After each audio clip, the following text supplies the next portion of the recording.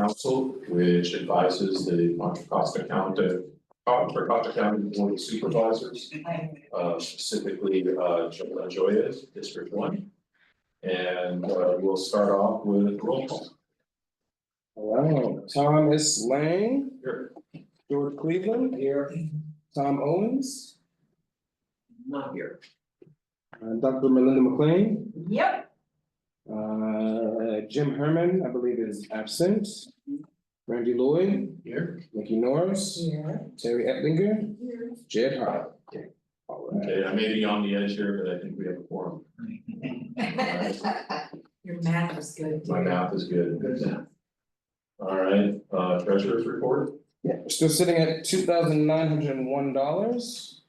And I did follow up on the badges, and I'm still waiting to hear back. So we're on the way. Soon and very soon. Okay, so approval of the February minutes, the meeting, the minutes from the last meeting. Jed, you had a comment that you mentioned. Yeah, there was just one thing I noticed is like, there's a point where I'm listed as having voted aye on something. And my impression or understanding was that I, in fact, you don't vote on anything, unless my presence is like required for a quorum.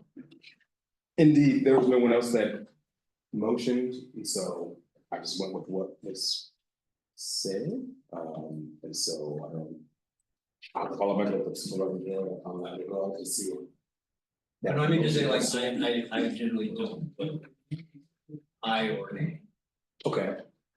I may have misheard, but I'm about 80% sure that was the case, and I can understand that. It kind of ties back to their resolution of what we do and those questions I had about it. But I'd like to make a motion to approve the meeting minutes with any corrections. Second. Whether, other than what Jim commented on, are there any other corrections that need to be made to the minutes of February 12th? No. Okay. So let's take a vote. On the agenda still? Yeah, we have one. Thank you. So you got two of them special. You know, so why don't we take a vote? Good idea. Okay. All in favor of approving the motion to approve the February 12th minutes with any corrections, please say aye. Bye. Any opposed? Any abstention, motion carries. Back to you, Mr. Chair. Okay, and it occurred to me, we should do the Pledge of Allegiance. Is there anybody who volunteers to lead us, Randy?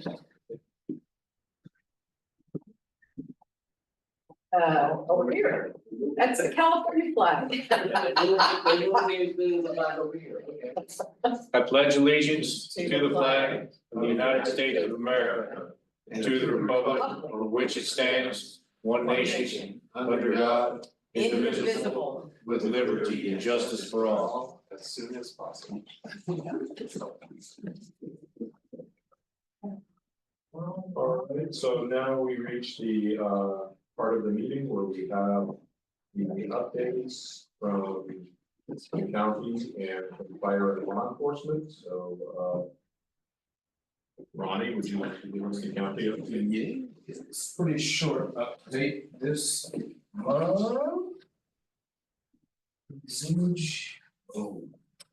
All right, so there is an update in regard to the San Pablo Dam Road rehabilitation. Supervisor Joy and the Board of Supervisors have approved and authorized Public Works to apply for federal funding to support the critical road improvements in San Pablo Dam Road, specifically the road slope that's southeast of La Honda Road, and so.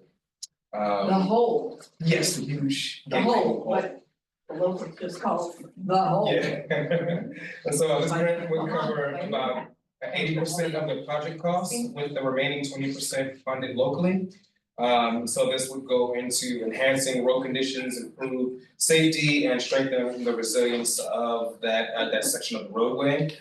So projected date for construction is still set for summer of 2026. So you know, we're trying to the Public Works is applying for as many grants as possible, so we can go ahead and speed up that timeline. So if you have any additional questions, you can look on the construction project section of the county's public works site, or you can reach out to me directly, and I can forward you over to the appropriate project manager for that specific project. And lastly, our committees and commissions, our public advisory boards serve as a great way for an excellent way for opportunities for people wanting to serve the community. Current vacancies include varying seats on the Measure X Community Advisory Board, the newly created Behavioral Health Board and Assessment Appeals Board. And so for an extensive list of available seats and vacancies, you can reach out to me directly, and I'll also we sporadically send out emails of vacancy seats also via the Supervisor Joya's newsletter. So if you aren't signed up, you can reach out to me directly and we'll get you signed up to receive those. That's my. I think that most of the people in this room are involved in some county board or other. But for those who are listening online and will listen to the recording, it's a great opportunity. So. Go ahead, I'm sorry. Is that your report? Yeah, that comes my report. Oh, Sure. yeah, I have a quick question to start off with. We'll take questions from the board first. Yeah. Status of the noise ordinance. I reached out to Grant Farrington, who's the main point person in PPD. We're still trying to get a meeting with John Kopchick and Supervisor Joy scheduled for next steps. And so I don't have any pitch report just yet, but I am a squeaky wheel. Okay, so maybe we can have it the next meeting. Yeah, I can let you follow. George, you. No, well, kind of, I think it would be helpful until it's resolved that it actually just shows up on the agenda itself. And then as an item, so we don't, just so it's there and we don't have to ask you every time, we can just see it on there and say, hey, what's up? And then you can tell, so maybe just part of it, the report from the supervisor, whichever, just so we don't, so it's always kind of top of mind. So you want to get there also if there's no update also? Yeah. Okay. Yeah. Okay. Otherwise it gets forgotten. Sometimes. You got it, Yeah, are we on for tomorrow afternoon, if it's for the site? 2:30, yeah, Traffic? Yes, yeah. we're on. Okay, just. Being here in this parking lot. If it's super I'll see you rainy, is it still? So.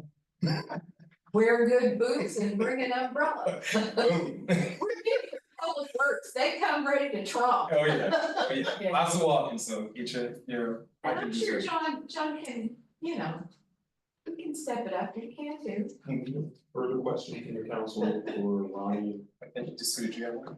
Yeah, I had a quick one. Firstly, what did you say about the noise ordinance? There's no update just yet, but we're trying to get a meeting with John Kopchick and Supervisor Joya to talk about next steps. Thank you. Secondly, you say you're going to try and apply for federal funding, like good luck with that. Is that going to be, is there any possibility that anything like that will come from the federal? Yes, there is. I mean, it's a toss up. They still throw money at roads. Yeah. That's the last bipartisan issue that probably exists. Oh. Is potholes. Yeah. So we're fairly confident that we will get some funding, hopefully to all the 80%, but I mean, it's a toss up, but Public Works is they're applying for grants, like nobody's business, so. Okay, thank you. In the same vein, what's the word in the supervisor realm about all the freezes and budget cuts that are going on? Has it been any impact with the county that you know of? Nothing has come across my desk, but I can definitely follow up with Supervisor Joy just to see what the consensus is, as far as the board, as a whole. See if anything. Yeah. Okay. Thank you. Yes, that's it. Are there any more questions from the board? All right, so we can move to the fire protection district. I don't think we've met before. No, I'm taking one spot. Juan was out here for Oh, years. okay, Chief He Gage. retired. I'm Dominic Ciatola. I'm one of the district chiefs and assistant level of operations. I don't know if you've met my boss Chuck Stark, but he's, I think, been out here before. So anyway, I'll be the person of your contact for liaison with the fire district. So my job is I work under the operations chief. And we run after 5 o'clock, we run the fire district, we have, staff all the fire stations and make sure everything stays solid throughout the district, so that includes all large incidents, that's my job, is to manage those refinery fires, things like that come up, we're the ones that are out there. So tonight I just came, they presented some notes for me that they put together on a PowerPoint, I kind of added a few things. We're approaching wildland season, so they kind of gave you an overview of the initial if you can hit my slide board, if you wouldn't mind, thank you. Just an overview of where we sit as far as employees right now. Our fire stations that we cover, obviously we expanded out to East County, Brentwood, and that region last year. Kind of completing that, and then this year, we're gonna be looking at annexing into Radio Hercules, obviously, I'm sure you've heard of that information. So what that does is it brings a lot more resources available for those individual communities. Like you guys have shared for years with auto aid, and we have boats, and we have helicopters, a lot of resources, so we can kind of come full force. Without having to go into other departments and so forth. So that's kind of where we sit. What that does also is it'll extend out our fire investigation unit onto this area. More paramedics throughout the county to put on those fire engines. And obviously our comm center will expand to be able to handle the volume that we have. That's kind of, thank you very much. So last year we had a significant increase in staffing. Obviously, because the departments merged, added some more fire engines, 6 new engines, 2 new ladder trucks. That's a significant expense that we already have one planned for like Panola area, and those have to be spec'd about 4 years out because they run about $2 million for a ladder truck, a little over $1 million for fire engines. So it's a significant build. So to put 2 ladder trucks and 6 engines in, that's a big deal for the fire district. We also put a Byron Wildland Fire Center out there. I don't know if you've heard of that, but that is going to benefit everybody throughout the whole county. For instance, this evening we have upstaff because of the wind event. We have 9 extra hand crew personnel on with a supervisor to be able to cut down trees in this area. If we do have, because tonight we're supposed to be hitting some pretty heavy winds, and then we split the other crew out to the East County. So that's going to be a available resource for us in the central zone here. Their job out there in the Wildland Fire Center is to put our hand crews, which are our young recruits that are looking for fire jobs. We'll put 20+ recruits out there, which are our employees, but these are individuals that like Wildland, they're younger individuals, and they're trying to progress into the fire service usually. The staff by our full-time fire captains, as well as out there this year, I thought it was in the helicopter. Went to a joint agreement with PG&E to put a helicopter out there. And what that's going to do for us is aerial spotting as well as water drops. So if we can event out in this area, we have helicopters coming quicker with the California CDF resource, Cal Fire resources. Other the DEI training for our personnel, which was a big deal with our other training, and they put the canine support dogs in. So we have a few of those that are walking around doing their thing. So I've only seen a couple of them, but they're pretty neat. So when we have these critical incidents, they're able to come out and help support our team and get our firefighters through those moments.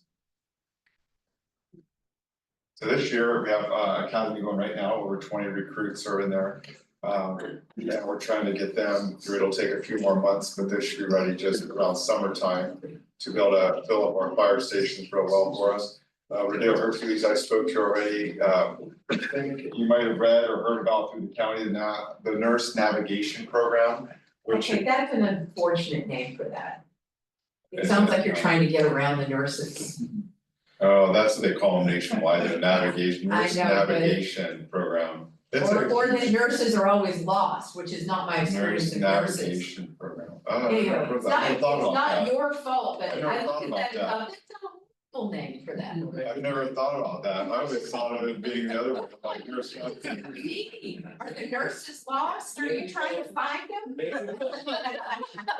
they'll rename the program, let's let the. Anyway, so please explain what that does, because I have no idea from the name. Yeah, so it's huge out there, and we're gonna start small and try and see how it builds out, but there's current programs in Seattle, Texas, and other areas, Nevada does it.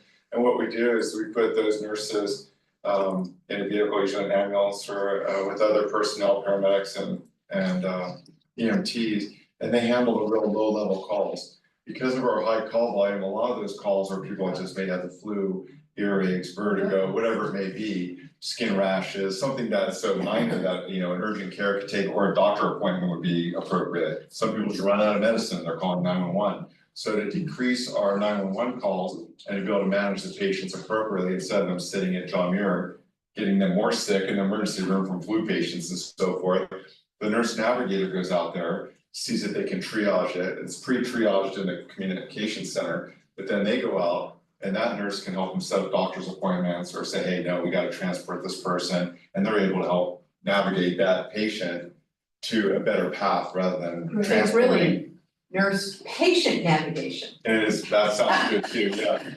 But it's gonna save money for the individuals, obviously there's an expense to transporting, you got a lot of expense to emergency rooms. And we see this all the time where Makes they don't sense, need to go to the emergency rooms, and it's gonna be a good program, it's been successful. The chief anticipates about 5 or 6 calls a day right now, and it's not gonna be a 24-hour free, I don't believe. It's so new that they're trying to get this thing pushed forward. We'll have to see how it adjusts, but that's kind of what the basics of that program is. Great, thank you for explaining. Sure. Does anybody have any questions on that piece of it, and nurse navigation? It's No, been I in the just- works for many years, and if you Google who's doing that, large departments put significant amount of personnel behind that, because it's a huge benefit for the community. I think it's a great thing, just It's gonna be nice. Yeah, I think that's standard though. We didn't make that up. That's just what they call them. I ain't blaming you. Yeah, I don't know who made that up. A good point though. And then the communication center, which is located off a Treat in Walnut Creek, that's a big remodel they're doing. It's been overdue for years. We've been too small. AMR ambulance also is in there as part of our comm center. So that thing's gutted right now, and they're gonna rebuild it and make it more usable, because we are a regional communication center that handles large incidents, deploying strike teams and so forth throughout the state. We need to have a good setup for that, with making sure there's batteries and generators and stuff, so we don't go down at any time. And then there's East County fire stations being planned that are out in the Brentwood Reed area. So we have some that are being replaced throughout the county, as well as East County needs some to be replaced. So they're at the very, small stages of planning right now. I think the only one that's breaking ground is the Brentwood station off the Lone Tree. That will be the newer one.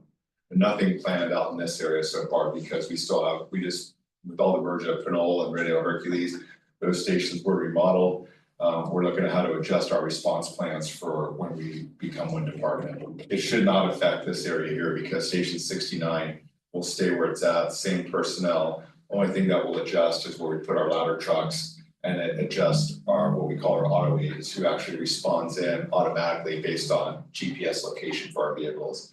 So the bottom line is, we have a lot of resources that can come out to this area and other areas of the county. And no matter what the incident is, we're gonna be able to handle it. We have a hazmat teams that weren't on there that are based out of Lafayette and Pittsburgh, so we have large incidents. We're working with the county environmental health to make sure we have a fully staffed hazardous material response too. So that's been nice, as we saw recently with the refinery fires. As far as your local area, this is where we're looking right now. Obviously, you're not gonna see a huge amount of call volume in here, but that's just a few months worth of data. EMS calls 102, and it doesn't really break those down to severity of the calls, where they were code 3, lights and sirens, where they're just basic calls. But you can see, I mean, it's still 69, these areas are running some significant calls, but not as much as down in San Pablo would be. Any questions on the call volume or anything like you're seeing there? What does the fire something? Not a lot of fires, which is good, Yeah, 1% of that's covered up. I didn't adjust this slide, but I just noticed that right there, 1.8%. What's included in hazard? That's anything from wires down to smoking outlets, someone's stoves anything that's Or just miscellaneous. Tree down or something like Yeah, that? anything like that, that's just Okay. miscellaneous. Some people call us for everything, so it's hard to categorize that. And what's public service? Public service would be someone's water line breaks, something like that, we shut their water off, or Literally. like, That's the cat in the somebody tree. wants a. That's the cat in the tree call. Yeah, if you're like smoke detector changes, something like that, CO2 detectors, that type of stuff is what a public service would be. Like I said, anything people have, we pretty much deal with it, yeah, you'd be surprised. Yeah. You could have it be cats to catastrophe. Yeah. Oh. That's a good. Work. I'm gonna have to discuss this whole thing, yeah, I'm gonna put it all back out. Nurse navigator, cats to catastrophe. Well, see, Noted. nurse navigation program, but nurse navigator, that actually makes a little more sense. Cause that. Yeah, anyway, whatever, sorry. Now I'm gonna think about that, I'm like, great. Alright, so the big thing that, I'm kidding. So the big thing that we're trying to make sure we bring awareness to right before wildland season is this right here. We wanna make sure that, kind of as we were discussing earlier, you guys have a lot of homes and a lot of brush and trees around here. Wildcat Canyon's a good example, I heard you guys talking about. But the main thing that we've learned, especially through the fires down south, is that obviously preparedness, so our hand crews that I talked about.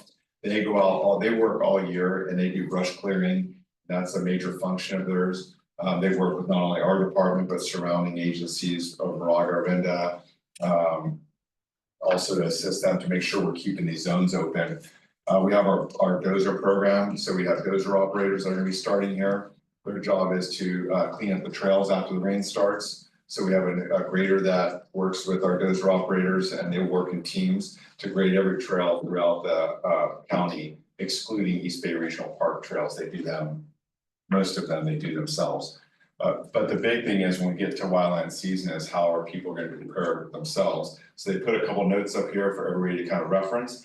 The one that's really important for people to pay attention to is the community warning alerts. And in the next couple slides, you'll see an app that people in the community can use to be able to get that heads up. We can send warnings out based on zone. Where we find the fire threats are, where's the fire going? And then when we have to evacuate, we send evacuation notices via that alerting system. And that has really been a benefit. It's set up on zones mapping system, which it'll be in the next area. But in the meantime, people, just as we learned down south, having bags to go, having resources, having water. So when you know, if your house isn't affected or you lose power, are you able to survive in that area without resources? That's important. But the big thing is just get out of there. You know, you saw the gridlock that people had because they waited too late down south and it just piled up cars and we can't get in. It's a mess. So when those things go out, you guys have to trust us and just get out of there and let us do our jobs and we'll send enough resources the best we can do to protect your houses. But it makes it very convoluted when people don't pay attention to warnings, they risk it. Defensible space, if you find that there's hazards that, you know, weeds growing up to the roof line of somebody, the fire district can be notified via the website and they can send individuals out to look at that, evaluate it, and eventually cite the individual or even have it cleared at the owner's expense if it becomes a significant incident that they have to deal with. And then if you would mind going to the next slide, it talks about how to get that community warning system sign up via those little scans right there. And then one I put on the next slide, I think, I'm sorry, yeah. Give me a sec to check that out. And I printed it on this, if you didn't have, I pulled it up, but it's on here, you can scan it too, because I printed it for that reason if you didn't have notes of that. But you can't really see, but there's like, if you guys go on that app, let me see if I put it. If you go up and you can go that, it's called Genesis, if you just put Genesis app on your phone. It will actually bring up the app which can send you notifications and everything. If you use that, the scan right there, it brings you to the URL code, but there's actually an app that you can use. That will bring it up and just type Genesis and it'll talk about a warning system and download the app. That's the best way to go via versus that little QR code. I found it's easier, but the main thing is if you look to see where your house is, you can put in that app where your location is and it holds it there for you. So if there is anything in the area And you can add your neighbor's house or your family members' houses, whatever, there's different setup zones in there that you can Is put. it Genesis Genesis. monitoring? Yeah, let me see that. Oh, Yeah, cause I'm getting AI generators and other. Is it the GENASYS? Yeah, that's it. Is that Yes, it is. this one? Maybe we might have to make sure, look at the picture of it, make sure. It's not Genesis, it's. It is, but It's got a green, GENASYS, it's got this little green, Yeah, okay. you guys see, it's like a. I spelled it like, That's Like it, the book. Genesis Protect, well, like the process. GENASYS Protect. Genesis Protect. That app is the best way to be able to pull your information in there, so we suggest people go to that, but that information, the QR code works just as well, just the app's kind of nice for your phone. Yeah, the spelling is helpful. Other than that, this is just outlined that CAL FIRE has updated their warning zones and everything. They have a lot of information about the upcoming season. In April, we'll hold a county pre-planned meeting for all the CAL FIRE will come in, all the different agencies meet off Tree Boulevard. And we'll be all prepared for you guys this summer, so we're gearing up already. Which kind of didn't end, we still had fires throughout the winter. I was saying Long Island burned up this year, I mean, that's weird, right? I mean, it's kind of. But it's raining. It's weird, it's the weirdest thing, but it's the way it goes. And if you wouldn't mind the last slide that I just talked about, if there's any questions or anything, gives our website on there. Our PIOs do a pretty good job keeping the website updated. It also does have a streaming banner on there, so if there's something that they want to know for upcoming events or any kind of warnings, they put that streaming up as well as they'll update on Twitter and other social media apps. That's all I really know, but I'll take any questions you have, yes, sir. Well, thank you so much for your presentation. While you're here, I would like to see if maybe you could enlist your help in a local issue related to one of the neighborhoods in our purview here. So if you go north of here, just adjoining Wildcat Canyon, there's a neighborhood that it's called La Colina. And I don't know if you remember, some months back, there was a wildfire in Wildcat Canyon.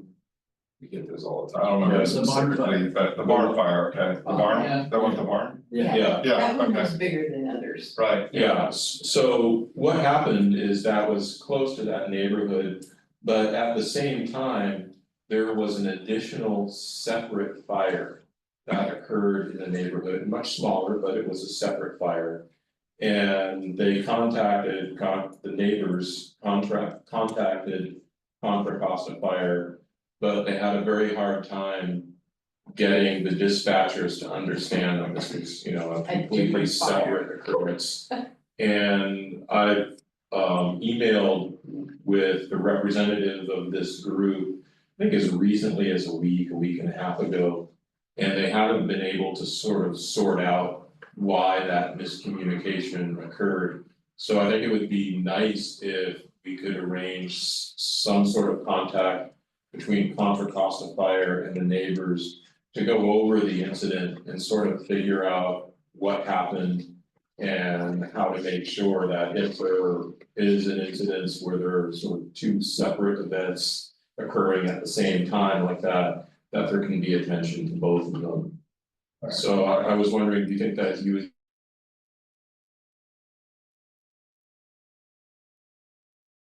be able to That completely far away, independent? were they were that far Well, from? they weren't necessarily far away, I mean, I think they were separated by several blocks, but they were separate fires.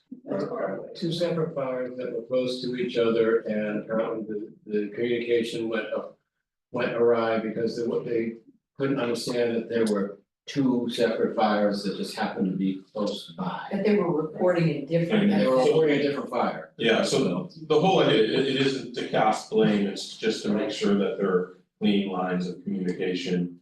And everybody understands what to do so that things like this get reported accurately. And it happens, I mean, it's the only way that they can clarify that, honestly, we've had this pretty often because you'll get inundated with calls. Unless people give a specific like address of. Yeah. I'm standing in front of 1122 and this house is on fire, right? That would be, but then if someone goes, oh, there's a fire on the block of the. Then you're like, no, it's the same fire, because they're looking at a map, and what happens is they pin it.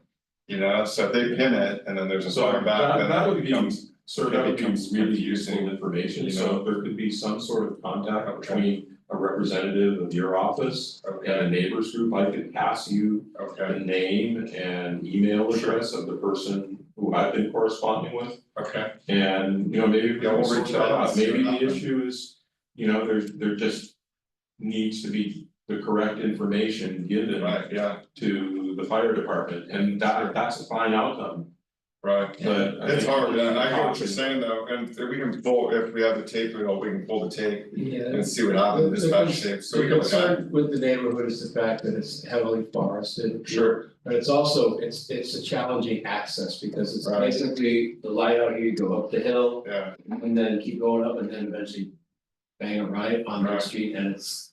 That's it. That's it, and the street is about half as wide as this room, right, so it's a challenge for your equipment to get up there and Right. help them, so they're they're hyper vigilant about things like no, I that, get it, so. that makes sense. Yeah, let me, if we can get information, I will see if we can check with dispatch to see what the tapes sound like.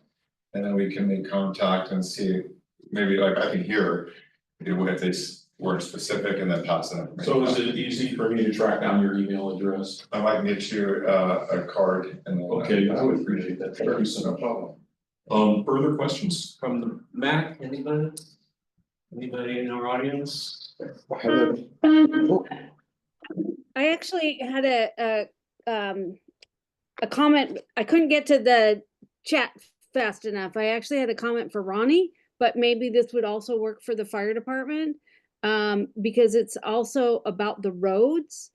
There was a meeting, one of the meetings, several meetings ago, Chris mentioned how could we maybe keep the barrier on the slowing for San Pablo Dam Road. I went by an accident and I took a photo of an accident and on San Pablo Dam Road. And I'm wondering if it's okay for me to send it to Ronnie and John, because when you hear accident, you think, okay, and it's an accident, but how the cars get destroyed in these accidents, I think photos really tell a better story. So I'm wondering if, I was gonna ask Ronnie if it's okay if I can send the photos, but I'm just also wondering if it's a good idea to like send photos of the accidents where the cars are just they've been split in two. That's what's happening on San Pablo Dam Road. Yeah, I think. Yeah, Yeah, definitely. go ahead, because as you say, that is pretty graphic and gives an idea of what happens, because accidents, like, okay, it's kind of abstract a little bit because you don't see it unless you actually see what you saw. And that would be good evidence to help people, remind people to try to drive the speed limit and also maybe work on some things where, who knows, maybe some road calming on Dam Road, who knows? But yes, please do send it to Ronnie and John. Yeah, Okay.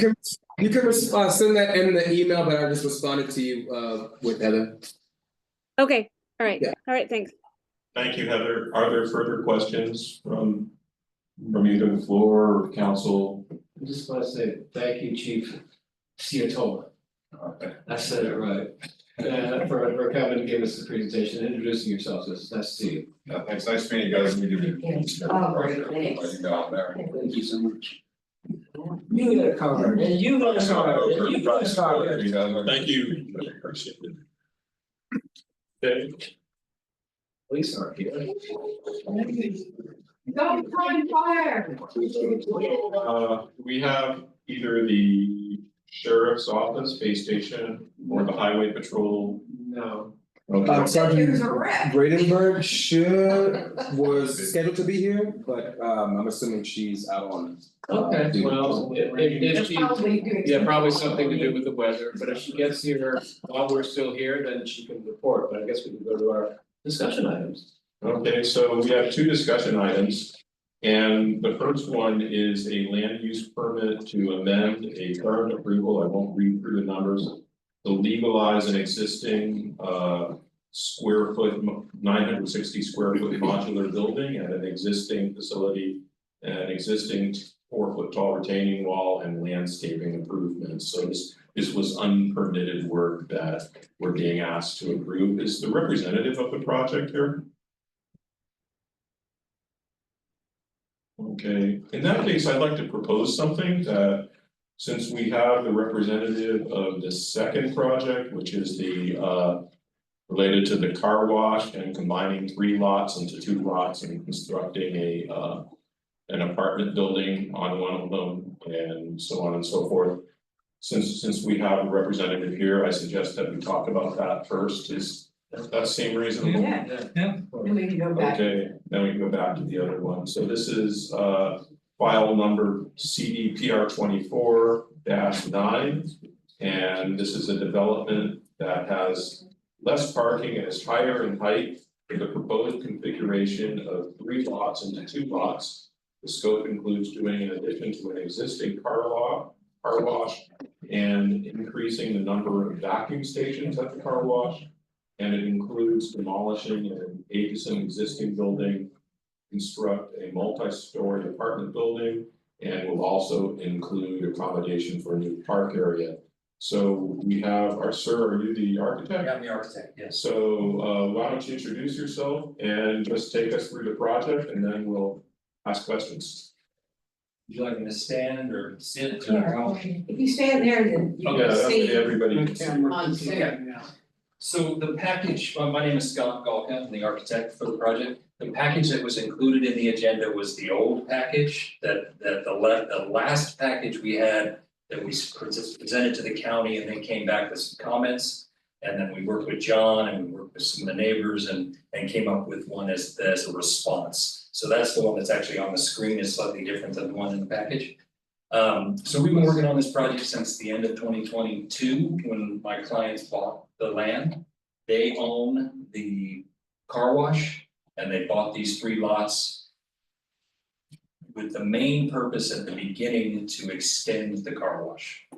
And so we and then to do something in the future with what was left over, do some sort of housing. It was a little vague at the beginning. So we started and we paid for a meeting with the county with a proposal. And at that time, there was the general plan in place. Subsequently, the general plan has changed, and to try and discourage doing car related and do more housing in the area. So we have been working to try and satisfy what the general plan wants. And also in the meantime, we met with John and some of the neighbors about creating a park. And so my clients are comfortable with trying to do some sort of trade with some of the land or some sort of agreement with the land that's going to be having the apartment building on it, with leaving a significant part of it in the back for community park. John has told us that there's no money in place for a community park yet, so we wouldn't be doing community park initially, but we would do our building, the car wash, the lot split, and then in the future, when the money gets raised, we would hand it over in some sort of structure, which is yet to be established, to make that a public park, accessible to the community. So Just for clarity, yeah. this is what lots of people around here call the Mallory property. Yes, that's not what we called it, but then No, that's but what that's John, what people around here know it as, so this is the Mallory property he's talking about. right, and there's 3 lots now. We wanna reorganize. One of the lots has the car wash on it, and the other 2 lots are sort of the long piece of property that goes along to the. So one of those lots have the gas station structure. Not the gas station, but just the car wash. The gas station's separate, Is that somebody else's? somebody else's, yeah. Okay, So it's just the car wash. So what we're proposing to do, and there's some diagrams in there, we're proposing to take those 3 lots, take a piece of the middle lot, give it to the car wash so we can extend the car wash and make it the length that is the ideal length for a car wash machine, where you pull through and it pulls the car through. There's a length that it's not at now, so we wanna add 30 feet to that and add some vacuum stations, thank you. And then the rest of it We were gonna do, we've done a few versions, 60 units, 40 units, we're now down to 30 units. So that it can be pushed up to the front of the property, because some of the things we got from planning was.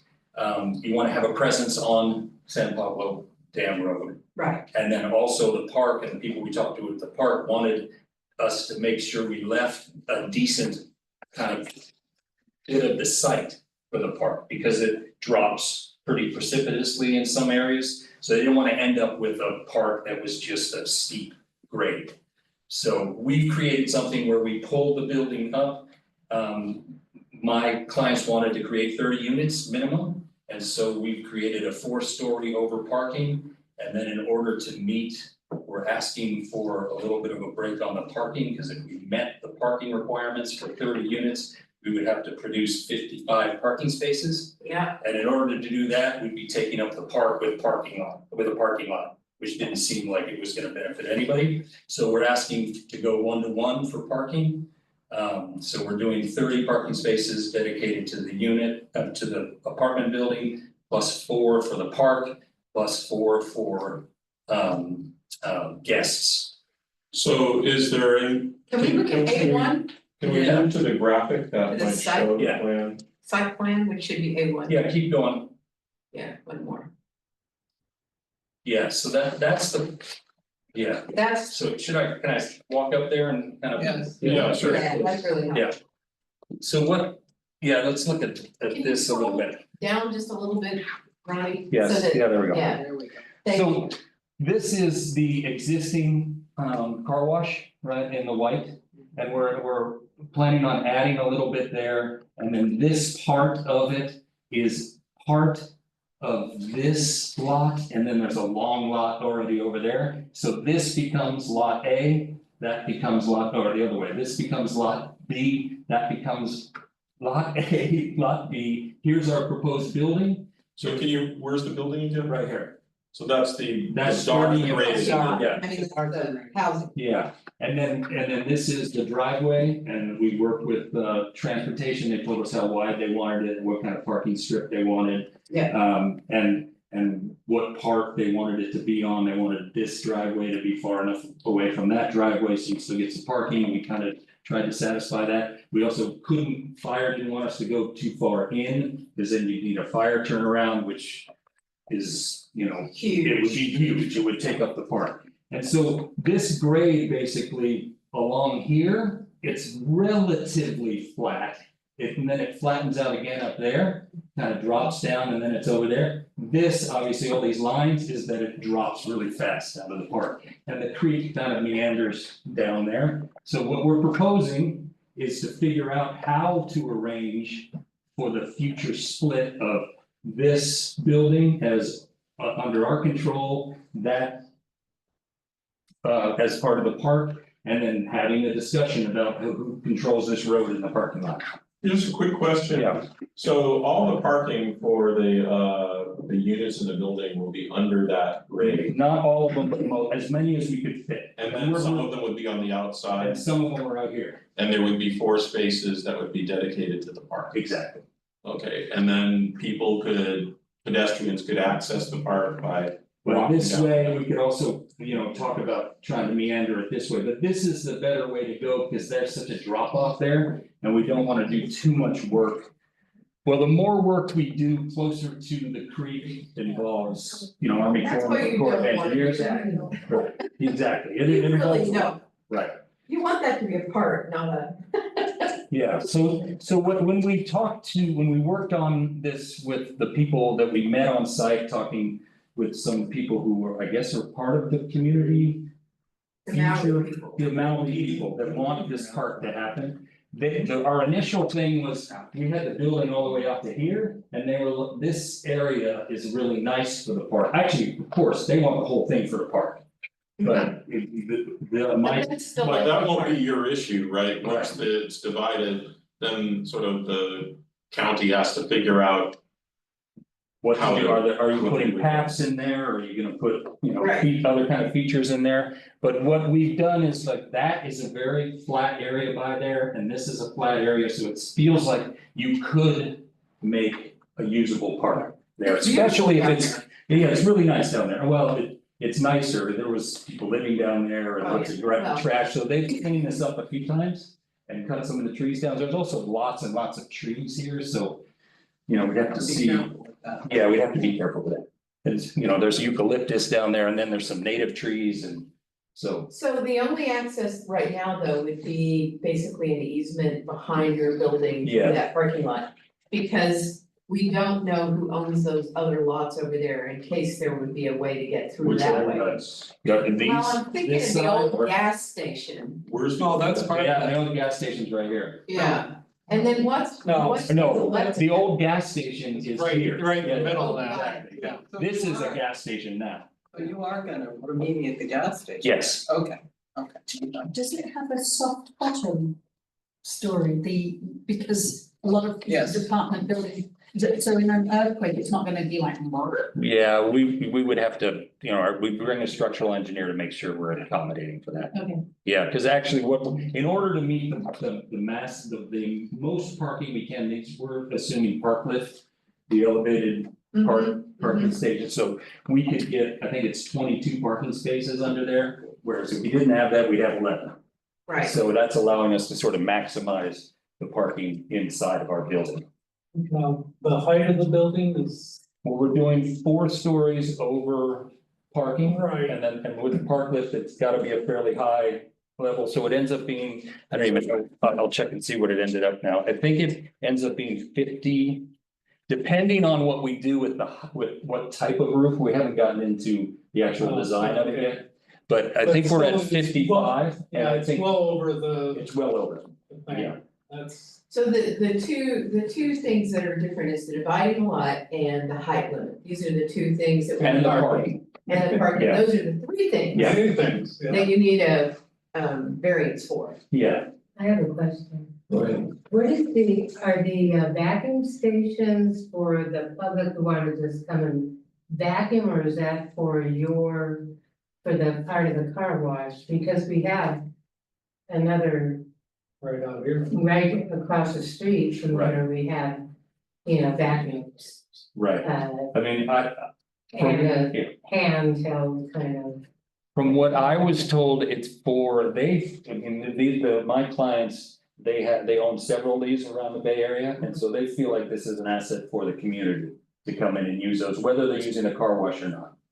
Okay, Is so what we they have said. them right across. So they'd be Yeah. free though. There's one down. It's Yeah. free. That's a free, they wanna do free vacuum stations. Yeah. As That's what opposed to the ones that you pay. So just to clarify, those would be free vacuums. Well, that's what I've been They've said told, that. they've said that, but, you know, we probably have to have that signed. Okay. You know. Also, where are so there's 30 apartments and 22 spaces. Parking spaces, where are people supposed to park?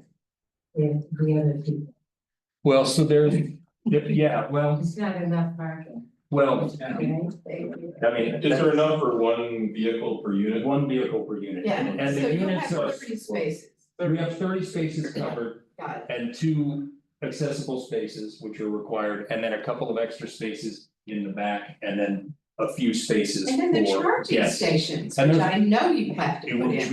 we have to get into that, and then there's also parking spaces on the street. But yeah, Why do they have to have 30 units? I mean, that's their vision, could we do Well, it it's a- smaller? I mean, at the construction cost, well, I mean, It's not feasible. yeah, it ends up, there's a threshold where it, you know, you're spending a lot of money per unit. And the Yeah, more yeah, units you I- make, the yeah. cost of each unit comes down, so if you make only a few, you're gonna spend a lot of money for each unit, so that, we're trying to balance that. Both to make sure that it's feasible for them and which means that they can get the money to build it. See shortage in this, so more is more. Yeah. Okay, my concern, because I'm on the cleanup and beautification subcommittee. That apartments tend to litter a lot around it. Is there some kind of mitigation or a station or enough trash receptacles and recycling receptacles for all these people? Will there be an on-site manager? Well, I mean, I think that's the kind of direction we wanna get from you, if that's part of. If that's part of the program that you'd like us to include in there, I mean, I think it's, multi floor will be very different than the kind Right. of apartment And so complexes. what you're basically looking for is whether or not the council is basically supportive of this general plan. And you would like us to come up with suggestions and requests yeah. that. Okay, that's exactly right, and then we've talked to the, John has actually talked to the head of the planning department. He's supportive in concept with what we're asking for, the height limit and the reduced parking, but he wanted us to come to you. And it's not a complete package yet, because we don't know if any of this is gonna be approved or promoted. Because when we first presented to the planning department, they had no idea that the park was even on the agenda, they didn't know anything about it, because they weren't part of those meetings. So now their questions were more, well, how's that really gonna work, who's gonna pay for the park and who's gonna maintain the park, so there's lots of questions that still need to be answered as we move forward. But we're trying to take that next hurdle and see if we get any support from you, any direction from you guys, that we can then take the next step. Okay, so I'd like to give my general overview of it, which may differ from other folks on the council. But in general, people aren't excited about car related stuff, and putting more vacuums on the site isn't a high priority for us as a community. But something that is a high priority is this park. And I think if there were some agreement to provide that land for a park, what that would do is it would then reduce sort of the county's financial burden, instead of procuring the land to really at being able to sustain the park, so that would be a big step. The other thing that we are very interested in is building up the residential presence along the dam road. And so, that's why I think I'm happy to see an apartment building go up. And, if the price for getting that park is making that, granting a variance for the height of that apartment building and, creating more vacuum stations, I'm sort of positive towards that trade-off to get the park and to get more residents along the dam road. And so that would be my general approach, with, taking into account what Mickey just said about making sure that there are plenty of garbage receptacles, and making sure that there's some sort of monitoring of the site, to make sure that things like, littering doesn't get out of control. It is out of control right now at that property. It definitely is. And it would be nice if the owners, like, we brought some flyers there once and asked them to put them up about cleanup, and they weren't all that receptive, and I asked, could you keep an eye on this and clean it up around the front of the property, and they said they weren't even helpful with that, so it concerns me a bit. I know they had cleaned the site a couple of times and cut down the weeds and done that, but they might have done that because somebody, maybe the county. Yes, because they might have done it. So in the interest of getting a consensus among the council, I think it would be good for other council members to sort of jump in and give an overview similar to what I gave. Okay. Not necessarily agreeing, but just the same type of. Is any of this affordable housing? Tom, do you? Still has one more question. Oh, I'm sorry. I just said, is any of this considered affordable housing? I mean, do we have a requirement to have a certain amount of units to be? We're not a in that? city, so no. Yeah, I don't think that's been on the table, but I mean, But we're Mark seeing- El Sobrante is not as high as some places. right, and we're interested in hearing what needs to be on the table, basically. Yeah. So if that's something that's important to the community. So I have one other question about that. So to get 30 units in that size building, are these gonna be 1 bedrooms? There's 2 bedrooms? 26 1 bedrooms and 4 2 bedrooms right now. Okay, That's what we're doing, and that, we can fit that in there, we haven't fully gone into. Yeah. We're using floor plans that we've used on other buildings. Got it. So we can definitely. Yes, I recognize that, those buildings, I've seen them. Right, and In El that's, Cerrito Right. places. right, Are you the ones who do some of the work? no, I'm not, but No, but- they do look very. The plans are Very similar, yeah. You mean Okay, the- now Tom asked me to make my comments on it, and I still have, a lot of work was done in doing the general plan and setting the height at 37 feet. Right. And parking is really a big bugaboo for me. I live next to two houses, one has 5 cars, the other one has 10. And how are you gonna get people, I don't know any families that have husband and wife that don't have at least 2 cars. We are. Yeah, okay, I know one. I mean, it's, so.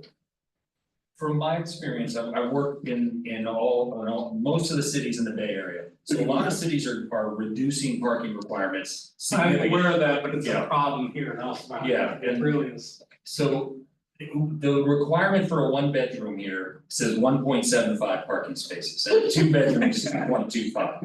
So there has to be a trade-off, or we couldn't actually get a building and a park in here at all. We did show John and the county what it would look like to meet their parking requirement with 30 units, and you would be going almost down to the creek filled with parking spaces. Which you're not gonna be able to do anyways. Well, yeah, you're not gonna be able to do, and there'd be no park, and you wouldn't be very close to the apartment building to get to and from, like, Right. it's a hard standard to meet. Would your clients be willing to cut back on some of their vacuum stations and put parking Yeah. on that side? Well, not, at this moment, they're not, right? Well, that's gonna be my suggestion, because Well, I would stand. I would say that they're not, because we've reduced it down, they're what they wanted to do was much more.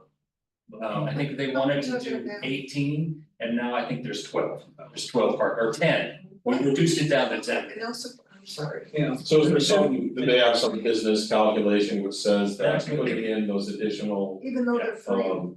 Yeah. free vacuum stations will increase revenue to their? Right, and that's not my business, so I Yeah. don't really understand the logic of it. But that would be my suggestion. So. And I second that. If I may, I think it's a good project because. For a number of reasons, because the housing crisis that we have in the state. It's something that I would call, the proposed mixed use, because along Yam Road, which is good, it's nice to people that live on there, there are people that do live on Yam Road in Sobrante and in San Pablo. It's also about the park. One of the things that's, the reason it's such a main concern for a lot of people is El Sobrante does not have a park. So I part of a committee that hosts a event, we had our first one last year, we have simply this year. But we have to have it in the city of Richmond because we don't have a park. So that's important, and keeping track of it, the property owner should keep track of it, because yes, it gets dirty because it's vacant. But also because there's code enforcement issues, because they had to clean up, because somebody probably called and said it's a mess, the fire hazard, you need to clean it up or you're gonna get sued. And just the idea that we have something like that, because it's, to me, it's a start. You know, there are probably other properties along in the corridor, they probably could be developed or redeveloped to something like this. To make, you know, and it's going to, once it gets developed and once it gets built, it should fill up quickly because of the fact. That we have the housing crisis and its location. So I think it's a good thing, if there are other things that come along that require. Remediations or amendments or something like that, that's not a bad thing either. But, you know, the one other thing that I was thinking about is when the property is built, because of its proximity to a car wash. What efforts are you going to take to build it to mitigate sound? Yeah, I mean, it's a good question, I mean, basically the proximity, it's the vacuum stations that are gonna be the closest to That's this part of building. it, Yeah. the sound and also the chemicals that emanate from the car wash itself, what now, what are you gonna do to it's not gonna be 100% protection, but there has to be something to. Let the residents know, they'll know, obviously, hey, you're gonna be extra car wash, Right, but what are you doing to make sure the property is protected from it? well, I It's not mean, part of their county. I don't know, development. Well, could be, Can and it- Tom, can I ask him a question? So if your client were amenable to putting, you said there would be 4 2-bedrooms out of this 30 Yeah. units. Putting at least 4 spaces where the vacuums are, so that a 2-bedroom apartment gets an extra space. And giving up some of their vacuums, which we all think is ridiculous, that they even wanna put them in. But that would help me a lot, I would get there a lot quicker if. I'm not saying they have to go to no vacuums, but at least 4, so that the 2 bedrooms have 2 spots. Like, that would be better. Or reconfigure the vacuums so that it would accommodate however they plan to do it. But, Anyway, so I say less vacuums, more parking, but otherwise, I think it, you know, I think having housing is great, and I think the park is something that this community, from the time I've joined this place, we've been talking about this property. And this is the best deal we're ever gonna get for it. So we gotta try to make it work, and you seem like a real reasonable guy, so if you can work with your client. So I That'd be great. think a way to phrase that is there any way to accommodate 4 additional spaces? At least 4 spaces, So, and it's because like, you can find 4 spaces and they had put in 4 vacuums, that seems fine with me. our friend Terry has a, So I always worry when people start from scratch and build stuff, especially 5 stories, about our infrastructure. We have over an 80-year-old infrastructure already, so we've got sewer problems, we've got pipe problems, we've got all these issues that are underground, and you're gonna break ground and, you know, put something on top of that. That makes me nervous. right, well, in part, I'm working on a 50-unit project in West Oakland now.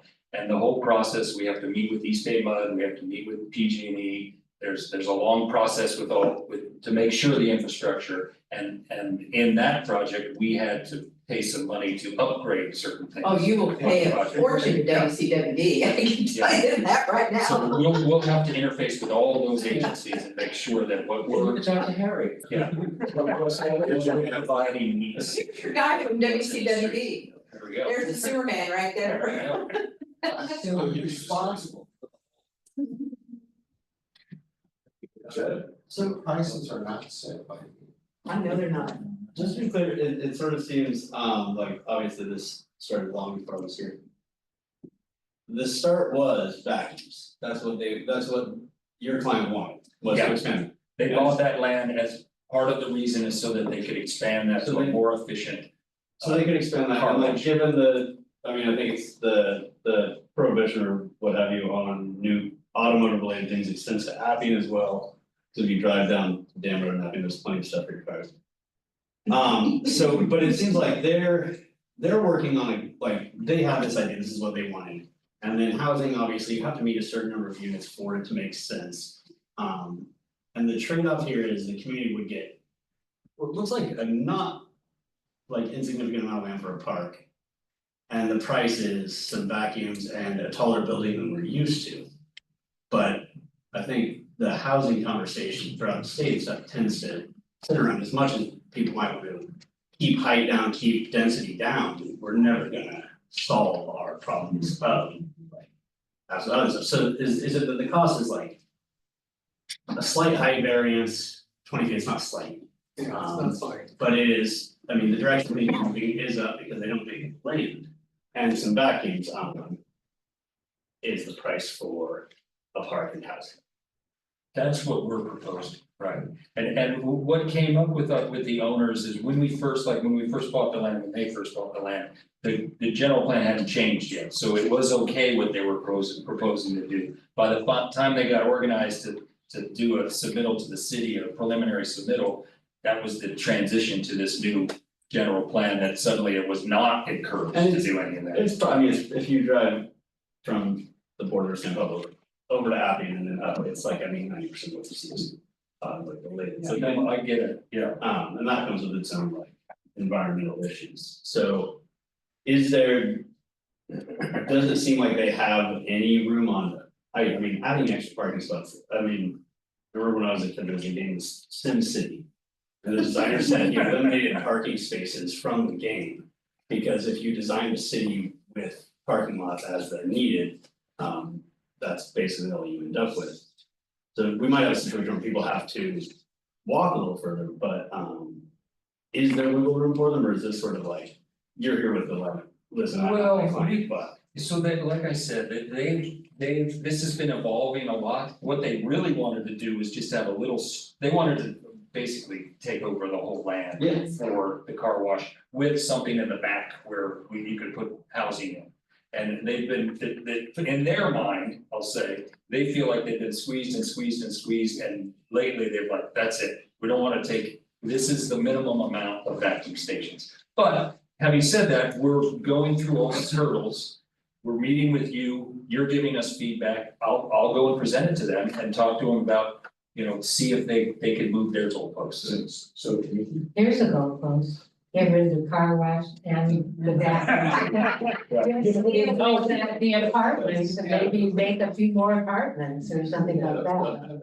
Right. But that, I mean, that's, Yeah, they're not- their business is, that part of their business is car washes, so that's, they know that more than They're not, I they're will not ever. likely to go for that, but Right. yes, that, That's in an been- it's been ideal brought world, up. that would be Okay. preferred. So what I'd like to do is see if we could just focus our thoughts. And we got. And the question, okay, well, before we focus our thoughts, we really need to take the I sorry think about it's that. like for you to convey to the owners that the car wash is not being a good citizen in our community. If Mickey is Right. telling you that they're not cleaning up after themselves, please convey that to them, because it's not good for our community to have somebody just brush us off And we don't want around that the. occurs, if you're. Right, it doesn't bode well for And the. just another little piece of information, the green team, which Mickey represents, was the Chamber of Commerce's Organization of the Year, not your guy's car wash. Exactly. So they really, the heart of the community is with the green team and not with this car wash.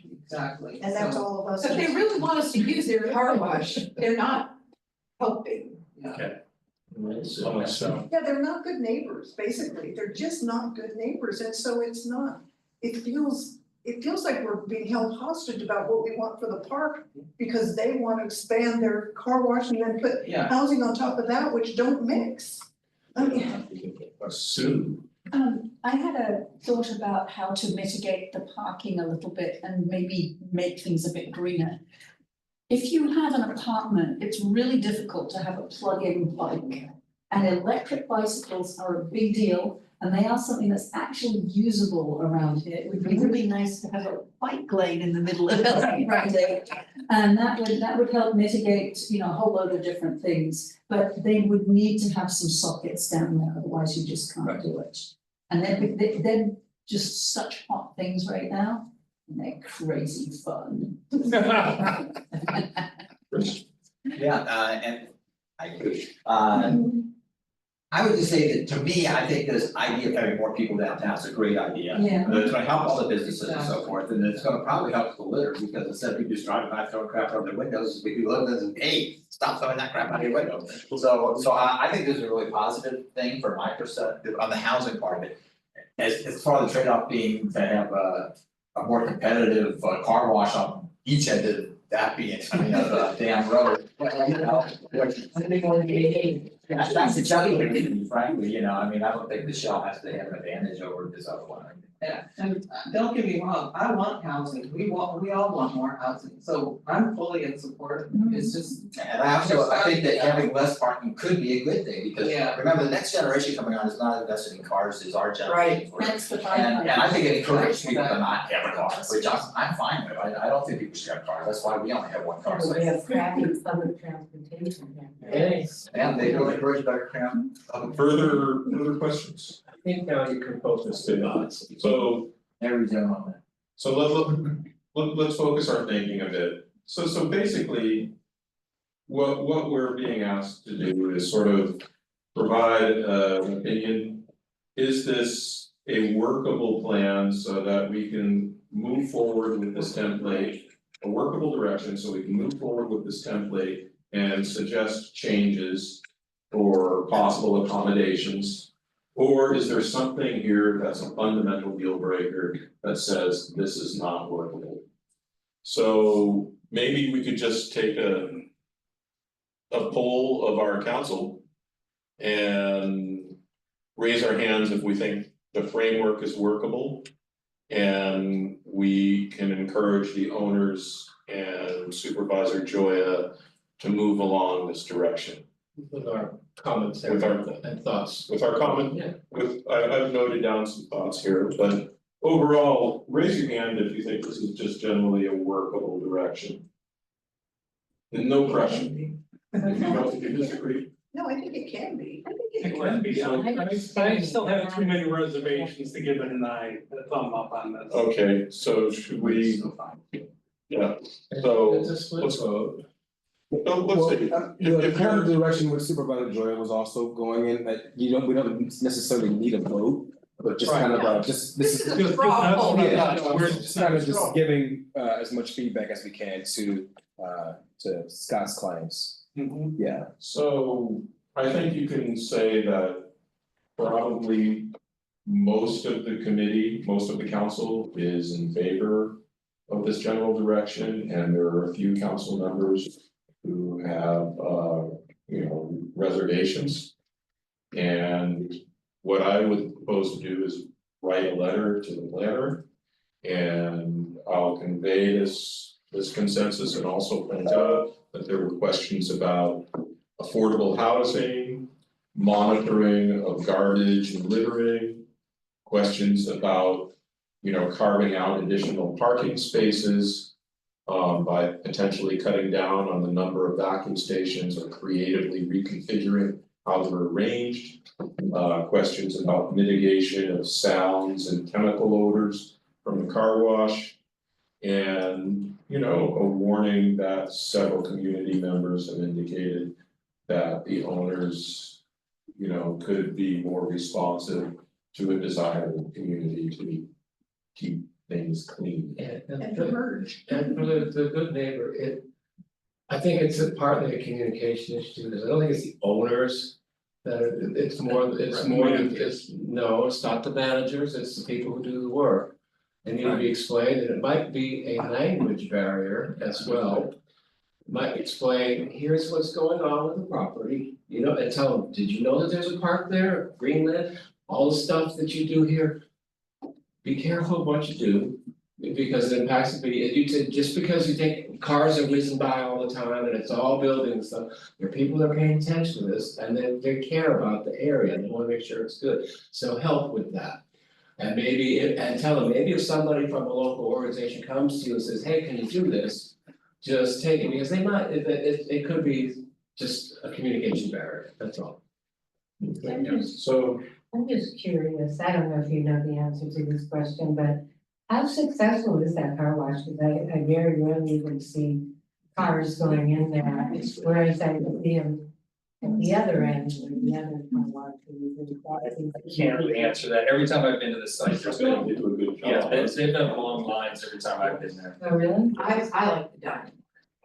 I mean, we have a lot of car washes. So I think what I'll do is write a letter to the planner saying that a majority of the council is more or less in favor of this framework. That there were council members with, reservations, and I'll list out the concerns I just talked about. Okay.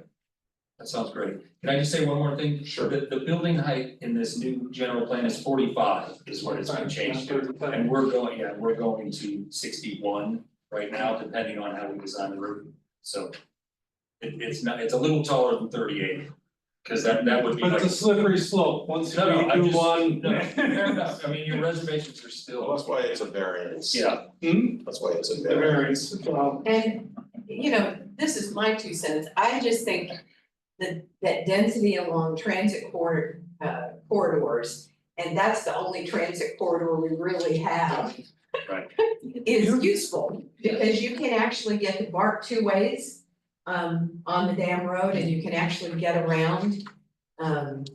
And that's not true in a lot of El Sobrante. A lot of El Sobrante, it's a long way to transit. Okay. So if we're gonna do density, this is where it should be. So are we satisfied with the outcome of the discussion on this? Yeah, I'm just wondering if we could sound that a little more in favor of the. Of housing, The the housing housing. and the. I mean, I think that they have certain things that they can, for their business model to be feasible, and that's their perception. The question is whether we could get accommodated. Make money on the house. I think the planning department probably told them that. And John is telling them that. We'd rather have housing, car wash it all. We've had lots of discussions with I'll John, bet. they made those same suggestions several times. So I think we're, in my opinion, we're done with this discussion for now. And we thank you for. Thanks, Thank Scott. you. Yeah, you know what, if every project representative showed up. Like the other one on Take this us through agenda, the project. not here, it's not, maybe it's here, not here. Okay, I'm sorry. I appreciate all the direction, I'll take some good notes and I'll look for that letter. And then. Okay, well, I'm saying, you don't get it from the plan. plan. Sure, I'll get it from the plan, right? Okay, well, thank you very much. Thank you. Yeah. Thank you. Build more stuff in El Sobrante. No one except car wash. Stay away from car Businesses. That one. Build more housing in El Sobrante.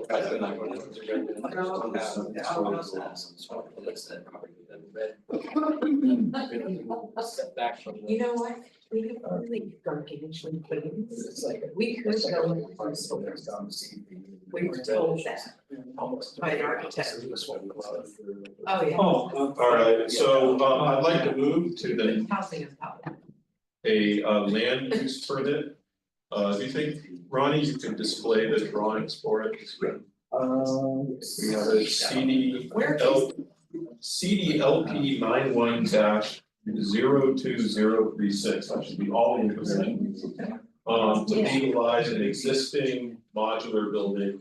So this is basically a bunch of stuff that was built without permit. And they're trying to, it's like a.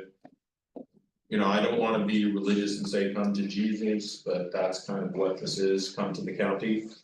And get it all permitted. One little comment, when we get these things, I sure would love an address. Just Well, it's on, I think it should be on the, here, But it's, it could be right there. yeah, but there's a link to the. which gives the address. Yeah, it really doesn't. Thanks, it That was a would be helpful, that's all I'm saying. Yeah. Just north of Manor on the other side of the street. Not, Post office, you have the school across, you go up about 2 blocks. hey, I'm gonna look for an address, if that's what I really want. Then I can have. The address should be here on the yeah, 716 Greenway. There we Can go, we go to the map? It was on Appian. Okay, so it's in that rectangle? Yes. And Argyle's sort of at the bottom, just off the map. And Manor's the one that's coming in off to the left. yeah, Right, it's I see it, right. intersection of Appian and Manor, okay. That is a big lot. It's a huge lot. I'm gonna share the screen here. they should. I put was some housing surprised. there. Takes up a lot of space, like there's a lot of stuff on there and. So essentially, right now, it's a childcare facility. correct? Right, Oh, that one. yeah, that one. That one. Okay, There you go. okay, yeah. All right, And so basically, the gist of it is there was unpermitted construction that Yeah, they wanted to. where, The third building, if you've got the parking lot in the back, off to the right. Kids. The corner third building preschool. in, is the one they're doing, and they have a retaining wall along where those trees are at the sides. oh. So that, So- that, Well, those two things were not Tom, permitted. where are those, where's the retaining wall again? There it is, look at this. Retaining walls just above these trees. Okay, Oh, I see. And it was put in so they could put in this building. And so that was never permitted. It wasn't permitted, so it needs to be inspected, I'm sure. I'd be, But they've been, as far as I've lived here, they've been fairly good neighbors. They Although deal with they're- traffic control. but their frontage on Appian is horrible. It's just Yes. dirty, That's because their whole Really business ugly. is in the back. right? But that is really ugly. So where is that retaining wall again? Sorry. On Appian. Right there, right, to the right of that tree where Ronnie's zipping up and down the cursor right there. So, okay.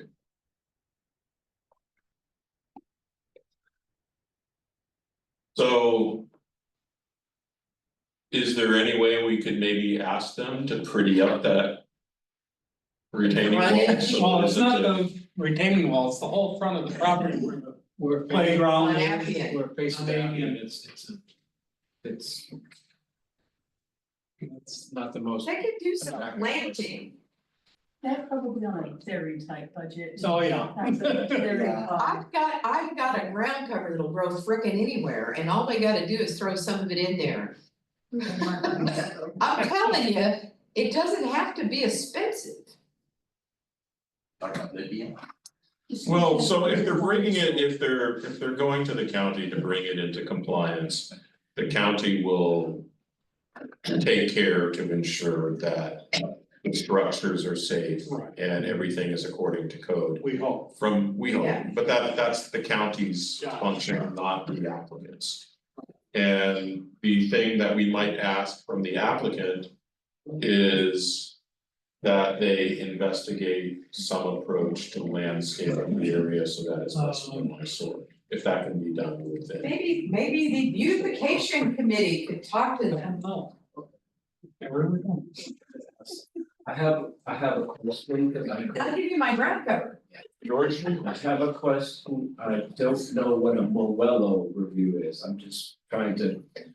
I think you have to be up to Ronnie to tell us. What's a Morello review? Excellent question. Anybody here know what that is? That is one of the few things I have not been through. It's an MWELO. MWELO, I'm pronouncing Morello, you know, so.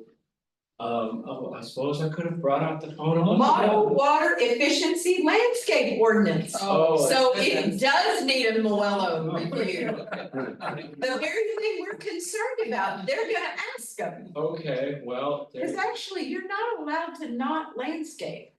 You have to do it. Now, we didn't have trouble with that because the Adachis, had done beautiful plantings. yeah, you would think. I mean, we sailed through, that's why I didn't even learn the acronym. It's a little. So my inclination is just why not let them, no harm will come of them moving forward and getting this reviewed and in agreement with county They're rules. really nice people. They've Yeah. been at our farmers market and done playstations and they're I really like them. It's just ugly on the frontage road. So my proposal would be to support this project.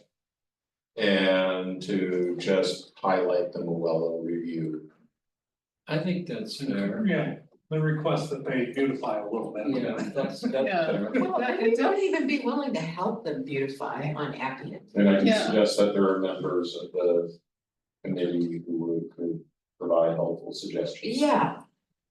Inexpensive, We're a council, not whatever we are. we're just reminding you. The subcommittee, Yeah. the beautification subcommittee might have ideas. Landscape improvements on here too, so. While we're on the Yeah, subject of Jason? something that he said, I really would like addresses if possible for these places that we're looking at, because when I see this on a piece of paper, until somebody references it to me. This is why I bring my iPad so that I can Google things. So I think if there's like a new approach to crafting agendas where they have links to the documents. Right. As opposed to the documents printed out in the packet. Yeah, it's their So it's- software, it's called Legistar, and they use it for these type of meetings, and they implementing it countywide for all the like supervisor meetings and stuff. So, Yeah. it It's has, getting better. it's new, so we'll always continue to improve. But yeah, I think that's the thing we should do is, you know. The only other thing I would say is I wish there was a way that it could be impressed upon these folks with these. They show up here. Yes. They get, I hound them, so. Okay. For lack of a better phrase. Well, you know, it was, it's, the fact that we're gonna go along and say it's a good thing is great, but it always helps to have them here to explain what they're doing so that we don't say, oh, we have to picture it in our So mind's eye. Scott was the ideal. Well, yeah, Scott was the ideal, the architect was the ideal, it's just, you know, especially since especially since you, not only is the property local, but you, the people who, it's just better people when people show up, so. All right, so I think we have agreement on this. And so we can move to our next agenda item, which would be the open agenda. Public comment. Well, okay, so we have information items and subcommittee reports before open agenda. No, we have public comment, and then we have. 6 is public comment. Oh, public comment, okay, it's not bolded, so. No, No. I skipped over it too. Okay. All right, public comment, so my instinct was right. So anybody got Sue has something more to add. So, there are every Friday, we are getting together, in Way San Pablo Dam to wave signs, do a sign wave, which is, you know, a sign wave. And, it's really fun and everybody's welcome. And we're also going to be setting up, indivisible, El Sobrante, movement, if anybody is interested in that. It is a political thing, obviously, and it is open to any residents here. So please see me if that's of interest to you. Maybe give me your email. What time on Friday is this? This is from 5 till 6. Okay. And you can just show up. Every Friday. Just show But try up. not to step backwards into traffic. Yeah, that would be better. Yeah. Yeah, That would be because it's very quite We complicated. bring our own signs. Yeah, you can bring your own signs and. Some really clever ones, Yeah. and it's fun, there's a lot of porn. And if you don't have some, they generally have a couple like those extras. Just bring a sign that says sign. If you bring engineers, they can get this, they can see Go sign, you know. Or we're gonna let you hold his upside down flag. Yeah. Oh, that was gonna be my extra one. Chris, Yeah, this is exactly public comment, but I just want to bring the record, I think that Citizens for Green are also on, it's a citizen group, they talk. Yeah. Yeah. So I just thought the name should be brought to them. Okay. And I just had a comment, it was brought to my attention that the entrance to, okay, going up the dam road, the park that's there. Kennedy Grove. Kennedy Grove, thank you. Thank you. It needs striping. And I ran by it, it has the little white dots for the left-hand turn going in, but there's no yellow line on the other side, and there's no turn signs. So it really needs to be, actually, it could be repaved and restriped. So Yeah, is I that emailed a Ronnie section of about Dam that. Road, is that what It's you a said? section of Dam Road, just has tri-lane. Okay. He emailed Ronnie about that and he said to bring it up here. Thank you. Okay. Yeah, well, maintenance also responded earlier today, and it said that section of the dam road is maintained by the city of Richmond.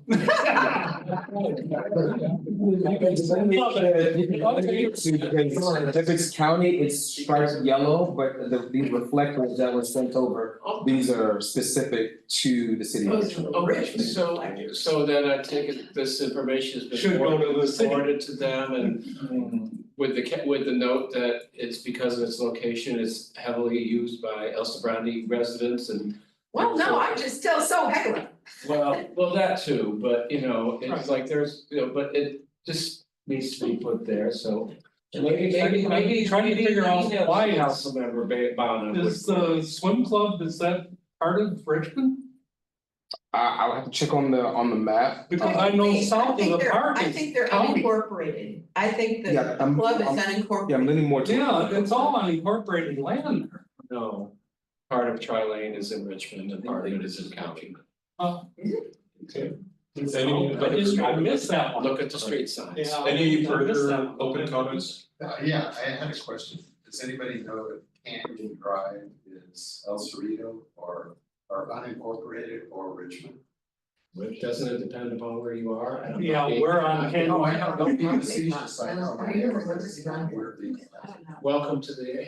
Yeah, well, What else else is new? What progress. else is new? Anyway, so, what, is it appropriate to, if there's a dangerous intersection, to notify the city that people are parking in certain ways, creating a dangerous. Yes, traffic? of course, because you're concerned about who belongs to it. I would just say send it to the sheriff, and send it to the Richmond Police Department, and they'll figure out whose jurisdiction it But is. who would draw a red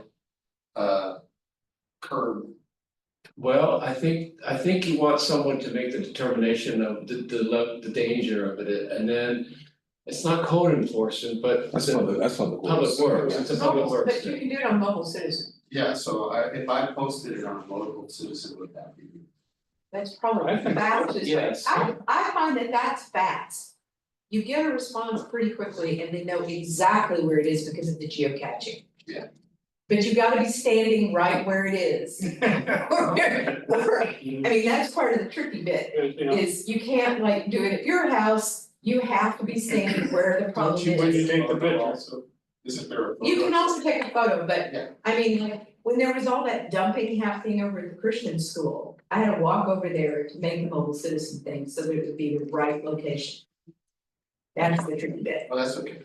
Well, if it's dangerous, don't get hurt, Harry, Yeah. standing. I know it's dangerous for drivers. Other open comments?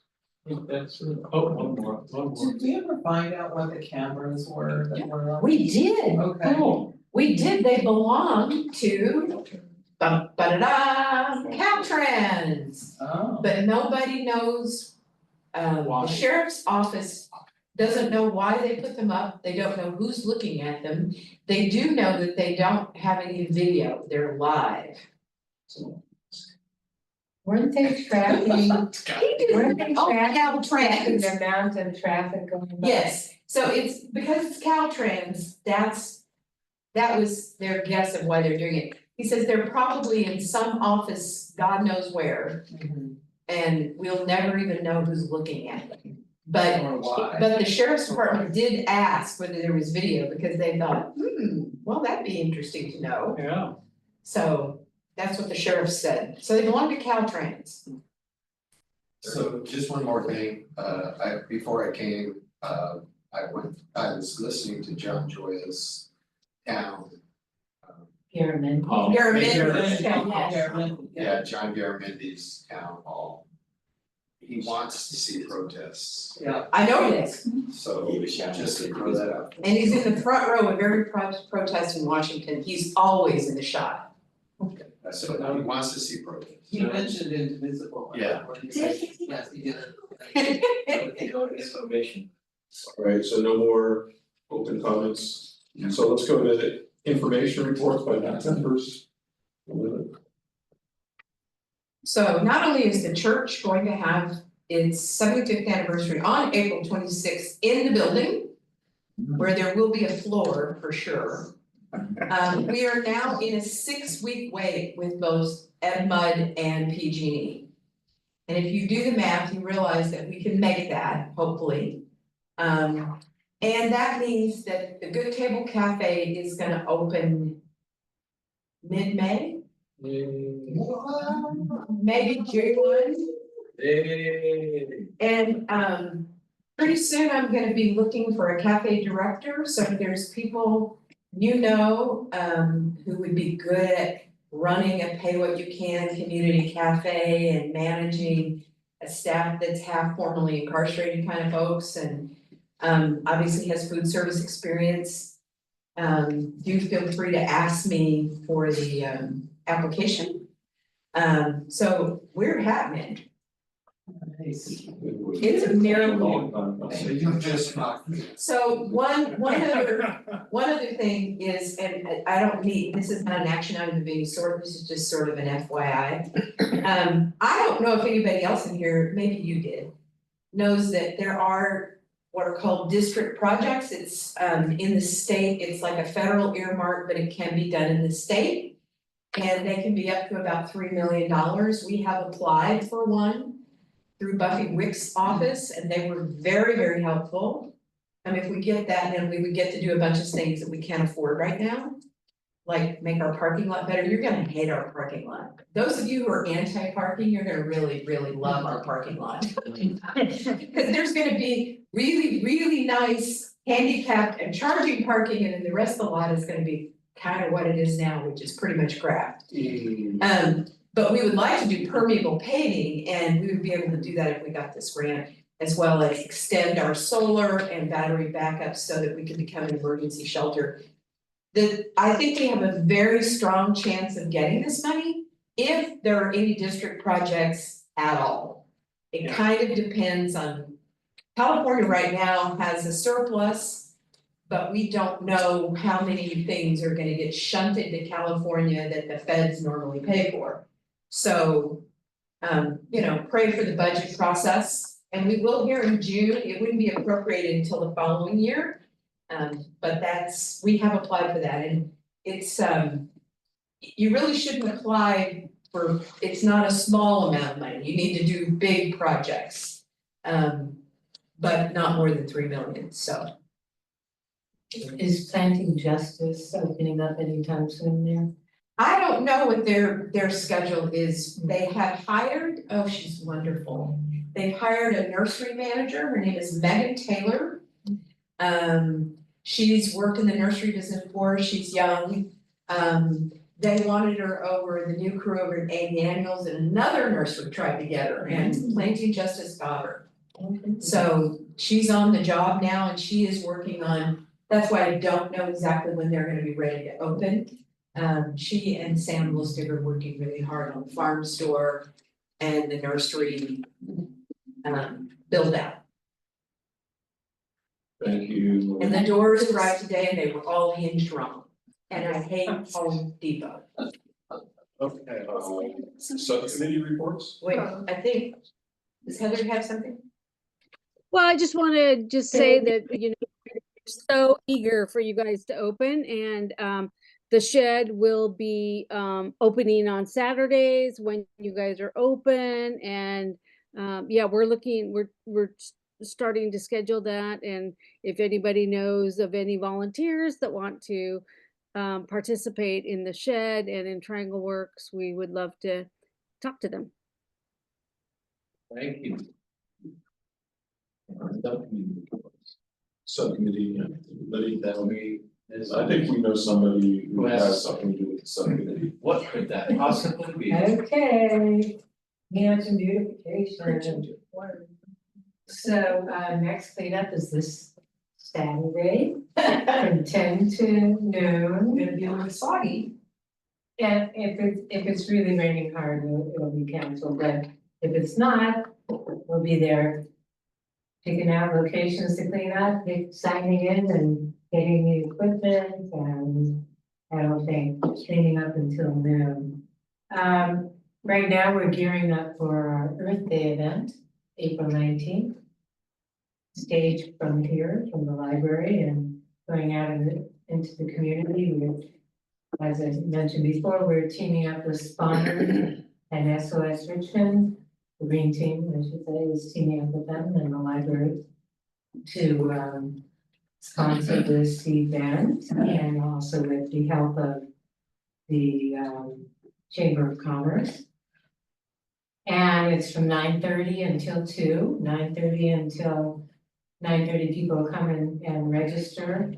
And pick out if they want to clean up the creeks or if they want to clean up some streets.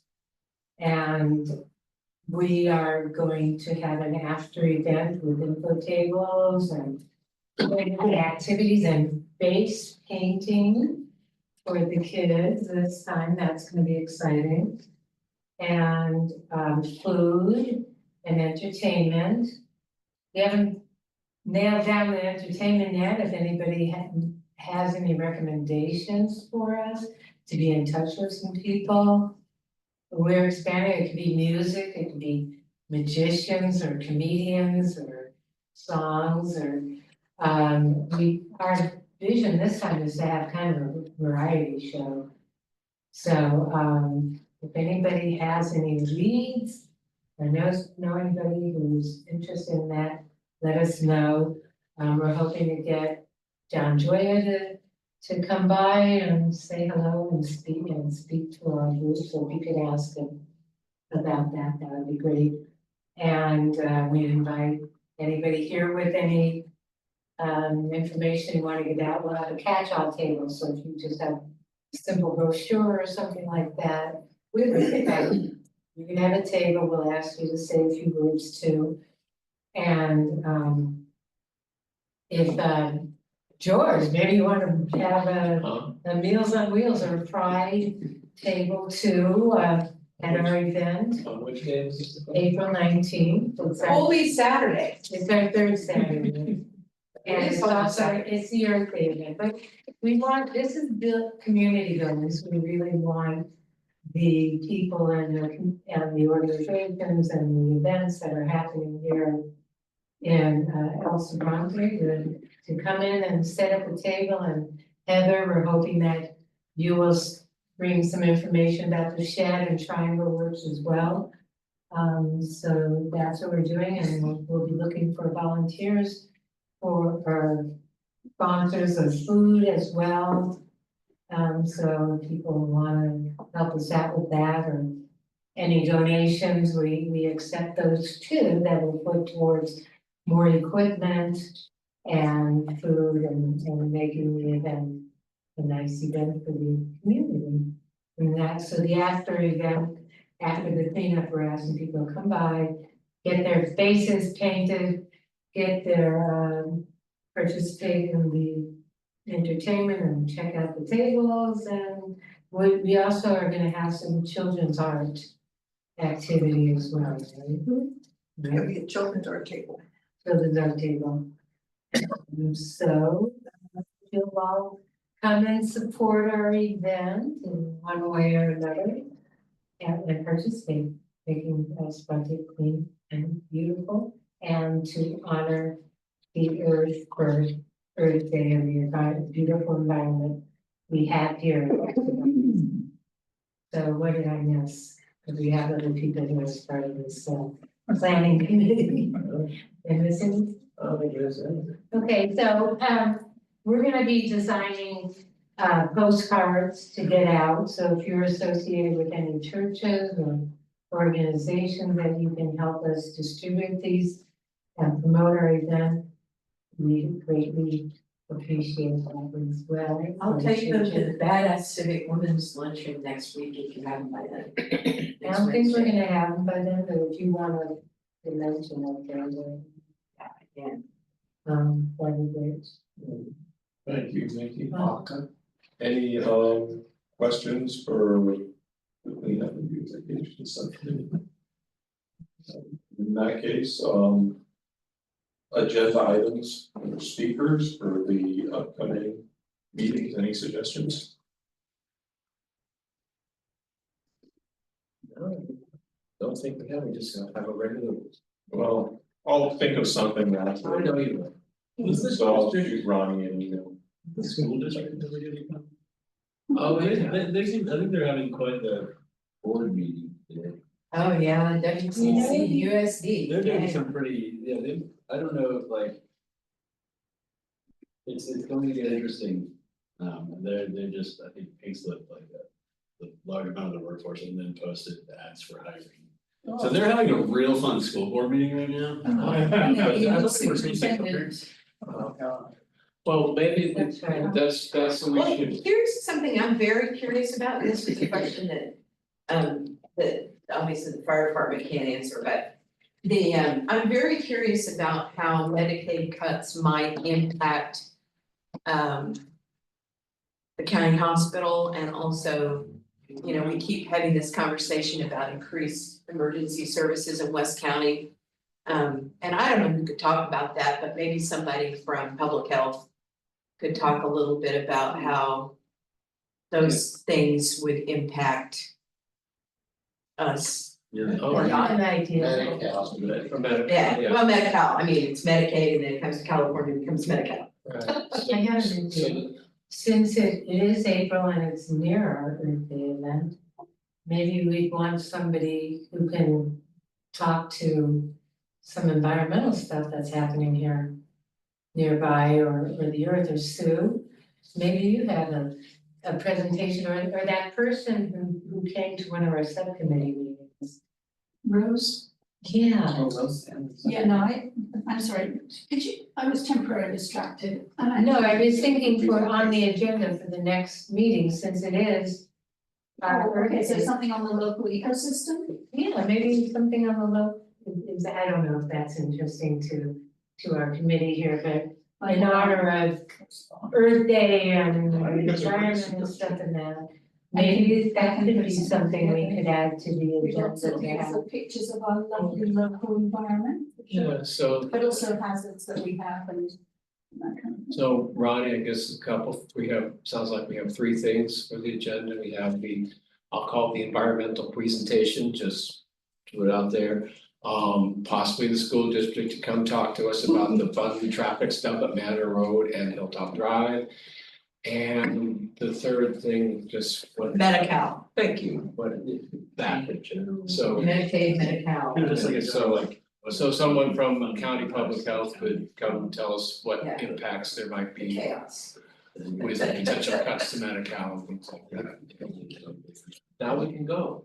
All right, well, Not quite essential to the next meeting, but I think it would be nice to get a presentation. I'd like to hear from Soheba again about what activity she's up to. She's usually got a lot of interesting stuff that we could coordinate. And I think having somebody from some of the clubs like that, Elks and so forth, I'd like to hear what they're up to and try to coordinate with them. And Nicole from the chamber, I think having her speak very obvious. I'm not saying that this is for the next meeting, but I think he is people I would like to hear from.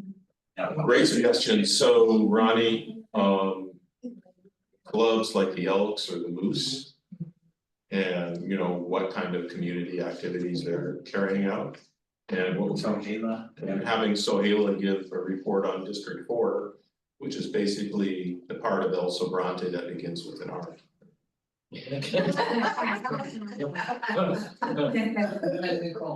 And Another, Nicole from the chamber.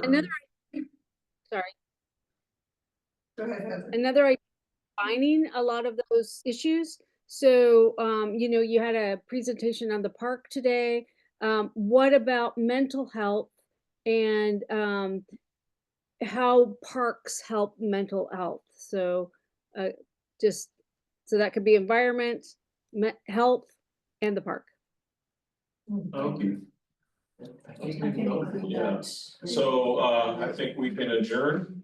Thank you all for really nice discussions today. Thank you.